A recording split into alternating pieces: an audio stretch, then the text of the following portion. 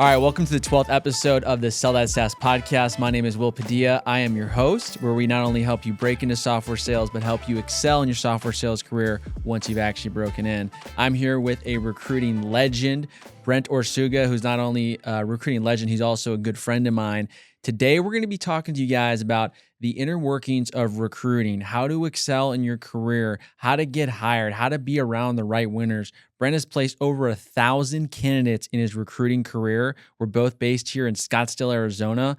Brent, it's so great to have you. Oh, I feel like this conversation is long overdue, so I'm glad we're able to have this and hopefully help some people out today. Yeah. Would you give everyone just a little background on yourself? Like, where you're from, what brought you to Arizona? Because I know you went to ASU, correct? Mm-hmm. And so you've been out here for a while. Yeah. So I'm originally from the Bay Area. Like most people, just came in here to go to ASU and never left. So I've been out here 20 plus years, but done recruiting, sales training, sales management for 22 years, but the last 15 recruited solely in logistics and supply chain. So that's kind of the common bond that you and I had.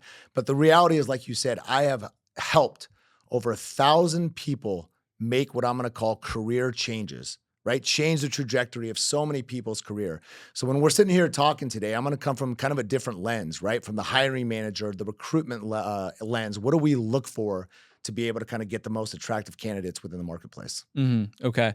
Yeah. And Brent and I have known each other probably since I was 19 years old. So almost a decade ago.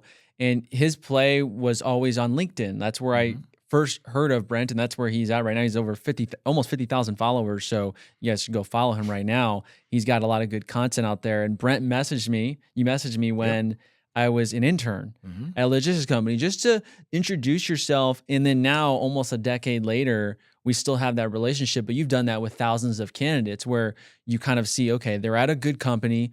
Eventually, they're an intern now, but eventually they're going to be a carrier sales manager. Eventually, they're going to be a VP of sales. I got to start that relationship now so they know who I am. Still sales 101. You just got to think my product is just people, right? So I'm still doing the same fundamentals from tapping shoulders, getting in front of people, starting that engagement. And I just want to be top of mind because at some point when someone makes a move, I just want to be the first name that they think of and come to. So I'm always planting seeds.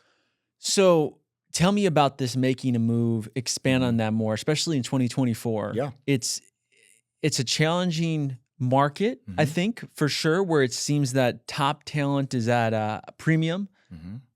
What are you seeing right now that's different from years previous? Yeah, I mean, that's an understatement. So I'm glad you brought this up because I think it impacts a lot in your world too, because if you think about what 2023 looked like, I call it a reset year. So every company was evaluating the people they have internally, their vendor relationships, the technology that they use. It was a reevaluation reset year. Here's the reality. Not everyone got a seat, right? Yeah. So now in 2024, from the hiring standpoint, it's all about, is this person a direct hit? Is this a bullseye? Is this person going to slide in, and how quickly can they ramp up? See, a lot of times, even in your space of tech, it's, well, they're a young person, they're nice, you know what I mean? We'll give them a shot. Those days are kind of done, right? Right now, it's like, how quickly can you ramp up? How quickly are you going to get in here? Do we have to teach you Tech 101, or can you just get and go? That's what people are paying a premium for. Wait, can you expand more? So you're saying, because when I graduated college, the big thing was like, we got 20 new hires. They're all graduated from university. Because again, that's not happening. From a company standpoint, think about this. To train somebody, to get them on the floor, to get them to some wins can take months and months and months. So all of a sudden I'm bleeding. The market is not dictating for that to occur. So I'm going to give you a quick analogy like this. Now companies are saying, well, Will, I'd rather pay you $100,000 than two newbies 50, pray, hope, and wish they work out. You see what I mean? The dollars are the dollars. I'm just making more educated bets. That is what's happening in 2024.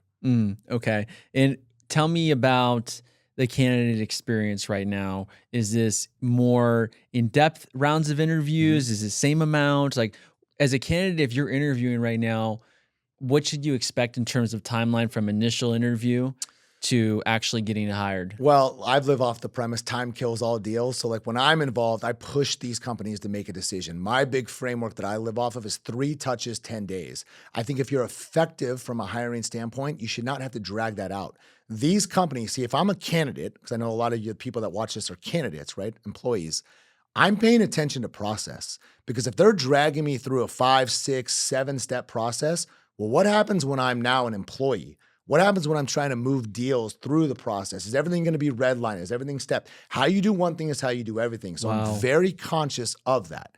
Now, it doesn't mean that a company needs to go laser speed because they might just be reckless as far as that goes, but I'm really paying attention to those steps. Okay. And why would someone or Mhm. why should someone choose a recruiter to work with over just applying directly with that company? Well, you have a couple ways when it comes to hiring. You have a couple methods, right? You can do what I call post and pray. You post a job, you sit back, and it's very passive. You're waiting for people to come to you. Then the second step is that you're going to have what I'm going to call an internal talent acquisition team. This is still where I think a lot of companies miss. Recruiting is sales. It's not a function of HR. It's a completely different profile. If I want to build a high performing company, the best of the best, Alabama football, Sure. who's doing those calls? Who's doing those outreaches, right? Who's scouring the market as a talent scout to find the best people? Talent acquisition is a role, a function, a department in itself. And I have to have high performers to attract high performers. Never forget this formula. C people will bring in C candidates. BBAA. You're not going to see an A recruiter deal with C people, and you're not going to see a C recruiter deal with A people. The formula is always there. So if I'm a company, I'm saying who's in that seat? Who's attracting people to us? Okay. Okay. So basically, it sounds like you're saying, hey, if you're a candidate right now, Mhm. you be aware of the amount of rounds that a company's going to put you Yep. through. Also, be aware of how they talk to you. If they act like a C type of recruiter, this Mhm. doesn't seem like the best organization. Also, look at who they've hired. Yeah, I'm gonna piggyback. I think I forgot to answer your one question. So, what's the value in recruiting? It's not who you know; it's who I know. Okay. It's not who you know; it's who I know. I got doors and relationships that you don't know, and it's like a nightclub, right? I know we're kind of out of that world these days, but you know what I mean. Think about it. You can go stand in the line with everybody else, or I'm your VIP host. I'm gonna guide you through the red carpet, and I'm gonna take you right to the table. Hmm. What's more powerful? What's more impactful? I have those relationships. The right Sure. recruiter should have those relationships. I'm expediting the process. And here's the thing, too, the power in recruiting is if I'm going to sell you to a company, the odds of you getting an interview are 95% in my world because I built that trust and rapport that I'm not going to send scrubs, Yeah. right? So I'm an advocate on your behalf to these companies. It's no different, Will, than being a sports agent. You have to align with the proper people. Now, I think there's a massive power in having a relationship with a recruiter. Here's why. It's for when you don't need a job. You know what I mean? Because I'm going to come across stuff that I just want to be top of mind and be like, Will, I know you're not looking. I know you're happy, but dude, I just came across this thing. I think you need to know about it. Mm. You want to have that relationship so you can be picky. Okay. So working with you is Mhm. big time. There's also this inner workings of what goes on behind the scenes that the Yep. candidates don't know about, which you've played in for years and Yeah. years and years, decades. So what should candidates be aware of? We talking about this. I don't know if you know this study, but 70% of Gen Zs that were surveyed on what they want to do for their full-time job said Mhm. they want to be an influencer. 70%. Yeah. So there's a lot of stuff that's on social media Sure. from the generation, even in, your generation, people Mhm. are posting inappropriate stuff, but how should they be mindful of the content they post and actually how it reflects in the interview Well, process? look, again, I'm going to come from that recruiting, hiring manager lens. We creep. Yeah. We're creeping on your LinkedIn. We're creeping on your Instagram, your Facebook, your X, right? I'm seeing TikTok. Where are you and what are you putting out? Because perception is reality. So all of a sudden, I can kind of read between the lines and I can see if this person is faith driven, fitness driven, if they're out there partying, doing the bottles and models game. Well, I'm going to associate that that's your identity. And then as a company, I'm going to make an assessment. Is that who we are? Is that the culture? Is that the kind of person we want? Right. So I don't think people pay enough attention that it's not just about their friends and family, right? Chasing likes, but what am I showcasing people, future or potential employers about me as well? Because here's the thing, Will, you can control that narrative, right? I'm not going on your phone and hitting post. You are. So why would you not be more conscious about what I'm putting out there? Has it, I'm assuming, but I don't know, 100%. has it impacted them not getting the job before? Absolutely. Yeah. Because they won't even get to the interview stage because people are going to say, well, I read this tweet that they did. I saw these pictures on Facebook. It really didn't impress me. And we've been blindsided sometimes, almost like where I didn't do my due diligence. I was like, oh man, I get it now, right? Because again, especially in 24, every seat is at a premium, the best of the best. That's in work, out of work, and everything in between. People want elite people, not average anymore. Games changed. Games change. So did you, like, I don't know, like in tech, it's ruthless right now. Yeah. It's like, if you aren't performing for one quarter, you're on a performance plan. Like you have 3 months to get your shit together. Well, Will. Which is like, it never was that fast. Yeah, but here's the thing, man. We don't live in a participation trophy world. Yeah. Welcome to the real world. It's called perform or die. Yeah. Not everyone gets a seat, right? So now here's the thing too, is that nobody performs well under pressure, under a gun, right? I think that they start to take shortcuts just to get deals, just to get activity. I'm saving my seat. You should never get into a situation where you're having these lulls or don't have a pipeline or not converting deals, right? So it all starts with you. It's not your management. It's not the company. See, I always look from a recruiting lens of this too. When I talk to somebody who's telling me they want to make a change, I want to know what lens they're coming from, what they say about their current employer, or if they just left somewhere. If they're a finger pointer, oh gosh, right? Well, it's them, it's operational support, the pricing wasn't good, this and that, you're a finger pointer. If you can take accountability and say, you know what? I didn't perform. I didn't have my best month. I had something going on at home that was distracting me. I respect that more. Dude, that's an accountable person. 100%. Go look in the mirror. Results are always internal. But how many times do you get that though? You know, I think one of the skill sets I have is in asking questions. Like, man, what really happened here, right? I know that's a good company. So if you're not winning at a good company, why do you think you're going to win at a subpar company? Right? So I always want to know somebody's behaviors, patterns, not just work ethic, but work standards, their expectations. What are they doing? What are their fundamentals? What are they doing outside of work? You know what I mean? I want to know what somebody does at 5 a.m. and 5 p.m. Tells me a lot about somebody. Are they invested in themselves? Are they trying to be more social and outgoing and kind of hang out? Yeah. Or are they like, man, this is my career. This is my vehicle to perform. And this is my thing. I just don't think a lot of people know their thing. There's a difference between having a job and a career. And we talked about making the next move, because that almost brings me to my next thing is there's a difference between having a job and a career. Yep.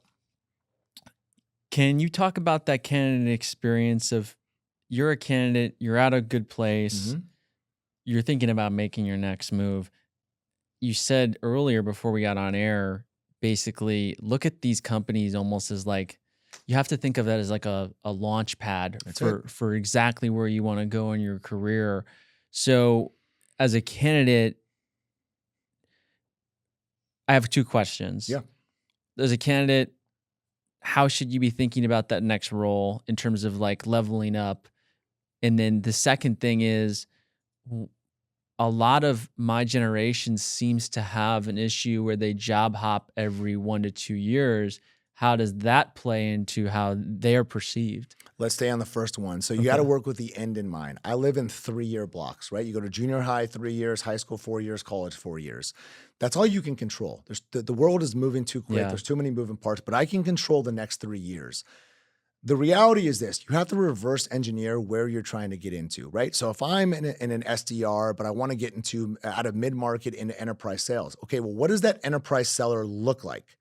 What are the performance stats they have to have? What are their behaviors? What kind of customers and clients are they getting in front of? If I want to get into leadership, okay, reverse engineer. What does that look like? Do I have to pay my dues? Do I have to hit certain numbers to be qualified? Do I have to mentor a certain amount of people? See, and then I'm going to go to my leadership and be like, hey, this is my plan. In 2027, I want to be here. How do we make that a reality? See, from an employee standpoint, you got to meet me in the middle. Yeah. I'm not just going to come to you and be like, hey, Will, in 2027, I want to make you a manager. No, I'm going to meet you in the middle because you're going to be assertive enough to come to me and be like, hey, this is where I'm going. And here's the other realization that you're going to have. They are going to let you know if that is a reality. If that is your dead set goal and it's not a reality there, what am I doing? Now I'm starting to understand, well, okay, this chapter is going to be closed. Now I'm starting to get into the other vehicle, other company, to make that a reality. Don't just stay somewhere for the sake of staying somewhere. Have intention. You work differently when you have intention. Do you just get in your car and drive? No, I know where I'm going. If you lock in the GPS, do you kind of end up getting there? It's the same in your career, man. You got to know where you're going. Then you got to be able to kind of reverse engineer how to get there. Yeah. So you talked earlier about promote or pay more. How long should you say, hey, at this time I should either be getting paid more or promoted? Well, here's the thing. You control your career. Yeah. You control your destiny. You have to become so undeniably good at what you do that you are in the power position of two things. Number one, I'm so good at what I do that the company I'm at has got to pay me to keep me or promote me. If they don't, my value is so high on the market, I can pick and choose what teams I want to go to. Mediocre people can't do that. No. Average people can't do that. That's how people end up going to what you said, 18-month jobs, right? They bounce. There's no reason I know your age, you shouldn't wake up at 30 and still be bouncing. The quicker that you can find your thing, find your industry, find where you're dangerous, and we're sales guys, but it doesn't mean sales. Sales, operations, account management, customer success. What is my thing? Sure. The quicker I can figure that out and go all in and become the best at that, the sky's the limit, man. I'll create my own destiny. Yeah, no, that's good. I mean, for candidates in general, understanding that like we can control a lot of our career by the amount of work we put in, and then being able to say, am I A player or my B player or my C player or worse? Being real with yourself and just kind of looking in the mirror, because a lot of candidates are in, I think, that C realm where they're just kind of average. And I don't speak it. I don't want to know it. I don't understand it. I got 20 years on you, right? Yeah. Here's the thing too. If a company is allowing C to be there, that is a terrible culture. Sure. You are what you tolerate. If I'm allowing C people around me, you know what I'm telling you as an A performer? That's who we are. That's our identity. That works here. If I was an A performer, I'd be like, get me out of here. Because again, I want to play with the best of the best, just like in sports. You are who you surround yourself with. You are who you surround yourself with. And I think companies hold on to dead weight and they don't understand the repercussions that happen from that from a culture standpoint. You are what you tolerate. See, if you start to cut people, you have standards, you have expectations. This is who we are. Not only are people in more of an internal dynamic to perform, but externally, I get the reputation on the street. Those are some killers. The high-performing A people want to get into a winning organization. Is that you? Or are you the company that just is fun and hangs around people? That's not a place I'd want to play. I don't even think they'd be profitable nowadays. It's so hard to turn a profit. You have to be executing at an extremely high level. So, yeah. And then you are who you surround yourself with. From a candidate side, getting around winners immediately, how important is that? Well, this is a lot of things. Like think about when you started at a new company, right? And you onboard.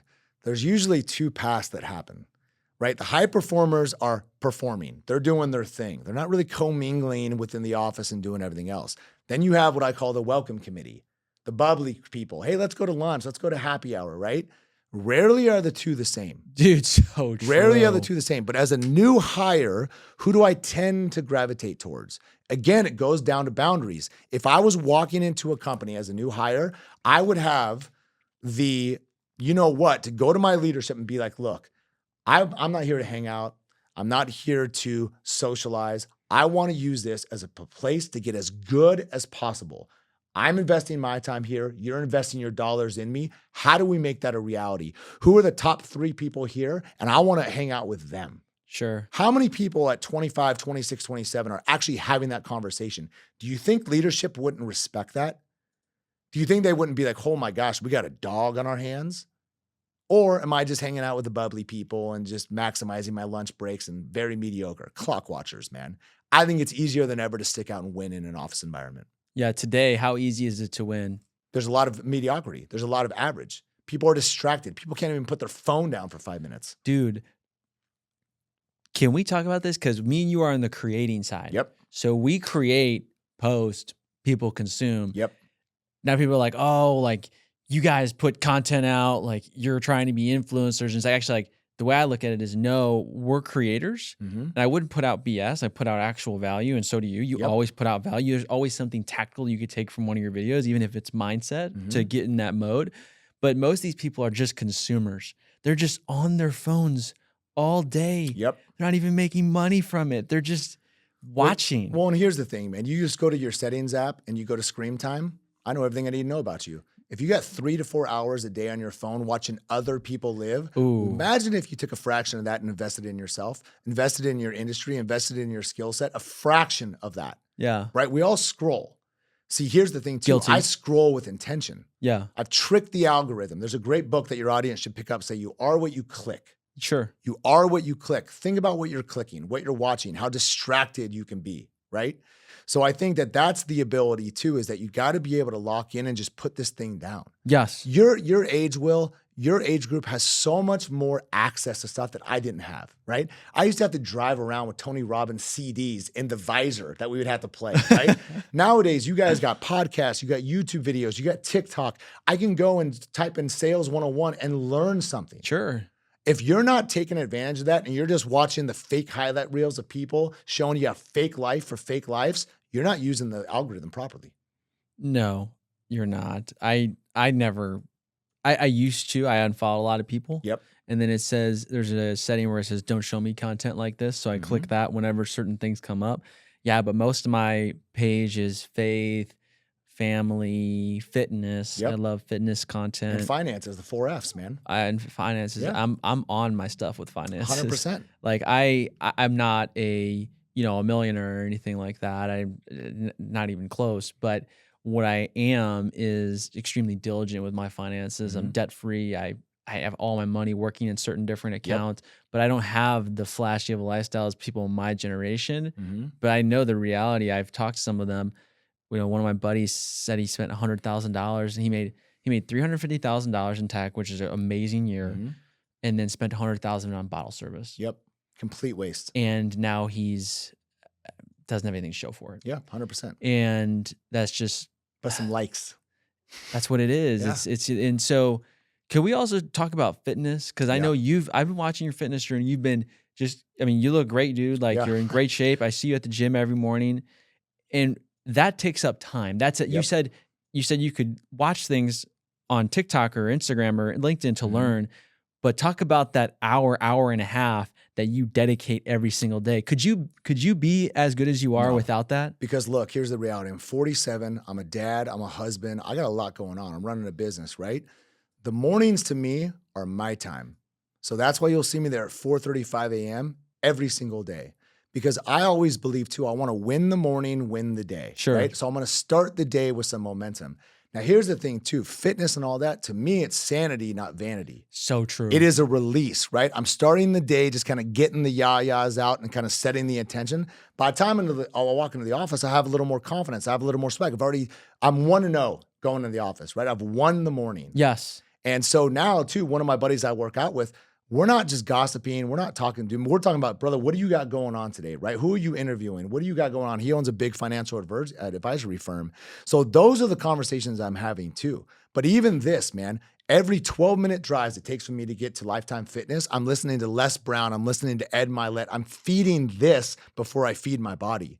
So I'm already starting the day with so much positivity, motivation. How can I not win? Right? And here's the thing too, when it comes to winning the morning, winning the week, whatever you want to call it, here's the reality. All I got to do is go 4-3. So true. All I got to do is go 4-3. I'm not going to go 7 for 7, very rare. It's business, it's life. I'm going to take some hits. Deals are going to fall apart, right? If I go 4-3, I can say I win the week. If I win the week, I'm going to build momentum to potentially win the month, win the quarter, win the year. I just focus on winning and controlling what I can control.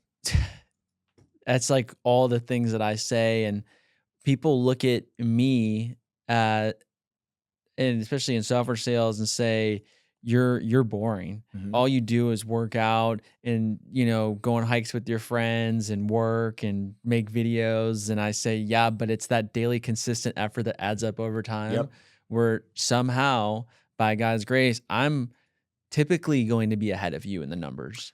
I already know where you're going to be in 5 years. And I'll put you toe-to-toe with a lot of people that are living a different lifestyle. How you do one thing is how you do everything. You're fast-forwarding things, you don't even know it. You think so? I wish I lived that lifestyle that you do at 27, man. I wish I was that disciplined. I wish I was as locked in as you were, right? I look back now, again, 20 years on you is a lot of life. It's a lot of wisdom. It is, man. And you can just go through and waste time, right? Running around, going to Old Town, doing all these things for what? For what? What do you really get out of it? Did it make you better? Did it serve you? Right? Did I get better skills? Had some laughs along the way and all that stuff. Sure, you got to live life. I'm not saying you got to be goody two-shoe all the time, but at the same time, man, here's the thing too. By doing what you're doing, by doing what I do, I pick my community. I'm Sure. attracting the people that I want in my life to be part of my life. I have high level conversations. I don't really have a lot of mediocrity around me. I don't want it. And here's the thing too. I deflect it. People get intimidated. Me too. They're already starting Good. to. I don't want to be a part of your life anyways. So the more that I become the version that I'm trying to become, the more I'm going to attract other like-minded people around me. Yeah. It's a boomerang, man. What you put out, you get back. So how much, this is a career question. Yeah. How much of who you hang out with outside of, you talked about, okay, you hang around the A players at work, Yep. but how much do you hang around, how much of an impact does it have when you hang around people outside of work on your career? It's conversations. It's where you're doing. Like, a lot of people live in the past. Remember when? God, remember that one trip? Remember that one night out that we did this? Remember when? I don't want to hang out with remember when people. I want to hang out with people that have goals, vision, and talk about where they're trying to go, what they're doing to get better, what book, what podcast, what workout routine. Sure. Right? I want to become a sponge for that because I'm going to give you back the same information. That is how we're going to elevate, not just talk about the things we used to be. That's the biggest thing too, is you got to look at your circle. Right? What are our conversations? What are we doing on a Saturday at noon? What am I doing Sunday at 2? Are they serving me? Are they making me better? Because again, this is a career-minded podcast, right?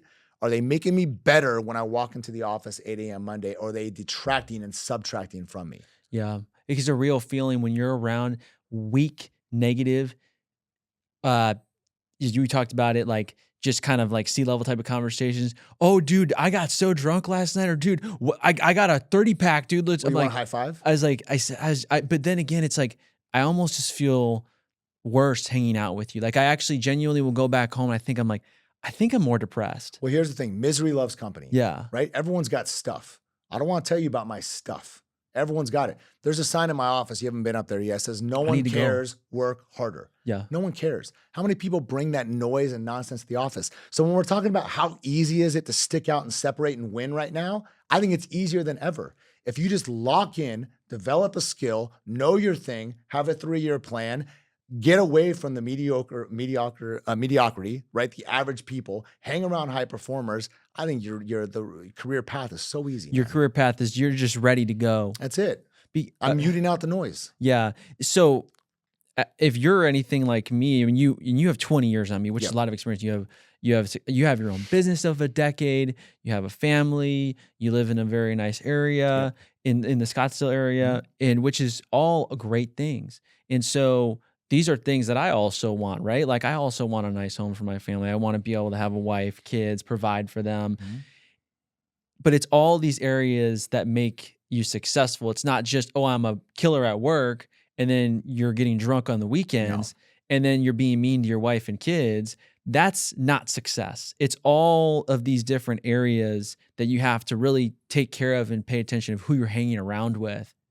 And look, here's the thing too. You got to be where your feet are, right? So you got to be where your feet are. So if I'm in the gym, I'm locked in the gym. I'm there, I'm present.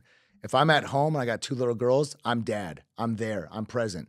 Now you get me in the office, I'm the most dangerous person you're going to see. You see what I mean? So I've set those boundaries around me too, where people just kind of let me be. Yeah. Right? So they don't poke me. They don't distract me over here. I'm locked in where I am. You got to think about that too, right? So if I'm in the office, have I set those boundaries with other people? Man, don't text me with your nonsense. Don't distract me with this, right? I'm here to perform and I'm here to work. You can hit me up after hours and I'll decide if I want to respond to you or not. Yeah. Boundaries are very, very essential. Otherwise, you get tugged all day long and people want stuff from you. Sure. And how have you dealt with perhaps, especially the logistics industry, the people who know you and follow you, how have you dealt with someone saying, well, maybe you're intense, right? Like, how have you dealt with the brand that you've built for yourself? I say I'm not intense. I'm intentional. I know what I'm trying to do. You don't like it. I don't care. Yeah. It's not a big deal. You're not dictating my race. You're not dictating where I'm going to go. Have people made comments? Yeah, but I mean, I think until they meet you, until they understand what you're trying to accomplish. See, I'm coming from the lens too, that in my world, I have to win last. I have to deal with high-performing companies and high-performing individuals and be the person that kind of combines them together. Sure. Right? So my intensity comes from passion. I really like what I do. Yeah. Right? And when you have the success stories that I have and you have the testimonials and you're changing somebody's trajectory, how would that not get you out of bed? Even in tech sales, here's the question. Am I getting this company better, right? Are they going to be better suited because they're using my tools? When I contact them, am I a educated resource that they're like, wow, this guy knows his stuff, her stuff? Or am I just doing some nonsense pitch, right? Am I just trying to sell because I need a commission? You don't think people can smell that from a mile away? You have to stop selling and just come from the lens of start helping.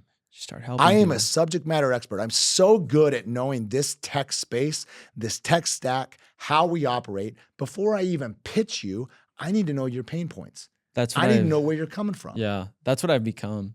I get into a room and they turn from the conversation of he's not a seller, he's a consultant. That's it. How can I pitch you before I know? This happens in recruiting all the time. Will, I got the best job for you, brother. You're a perfect fit. I don't know anything about you. I probably don't know much about the company. Sure. Think about in tech. Oh, we got the best product on the market. You need this. How do I know you need it? Yeah. Never forget this quote. I hope your audience pays attention to this. The answer is always in the questions. It boils down to the questions you ask. If you ask the right questions, the right amount of questions, you'll always understand someone's pain point, what's missing, what they could do better having. Then I'll go and solve that problem. Powerful stuff, man. So this has been super beneficial for every candidate who's listening.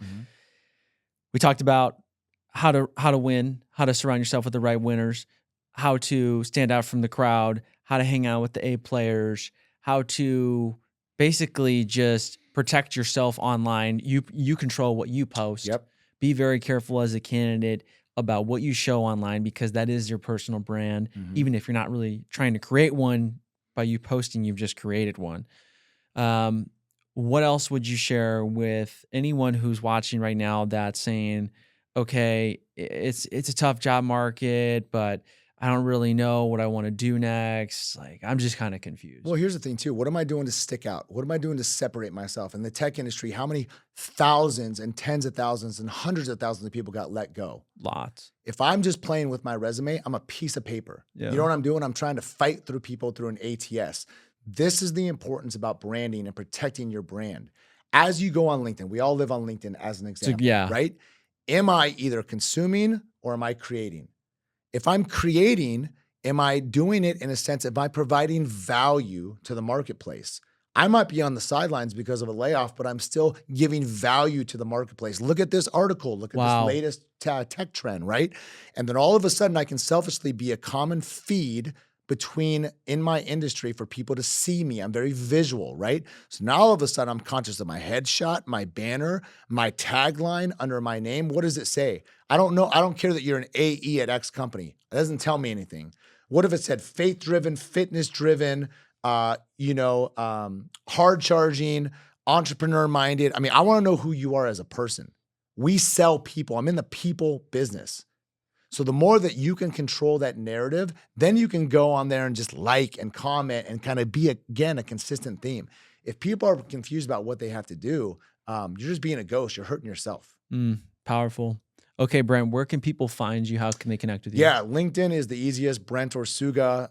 That's probably the best there. On Instagram, I tend to post a lot more on the company page of Pinnacle Growth Advisors, but to me, that's a day in the life. As we talk about content and stuff, I'm going to draw people in by showing you who I am, the life that I live, right? It's going to attract people into me as far as that goes. But I think those are the two. TikTok, we're kind of everywhere, but a lot of it is under Pinnacle Growth Advisors. Pinnacle Growth Advisors. Yeah. Okay, cool. Guys, follow Brent. Follow him. He posts a lot of awesome recruiting tips. You can just follow him on LinkedIn. I know I get a lot of value out of his content. Just motivates me to be better. So this is the 12th episode, guys. Hopefully this one was impactful for the audience. And if you're a candidate, it's really important right now to stand out in every area of your life to be able to get the career that you want and need. So 12th episode in the books. Thanks, guys.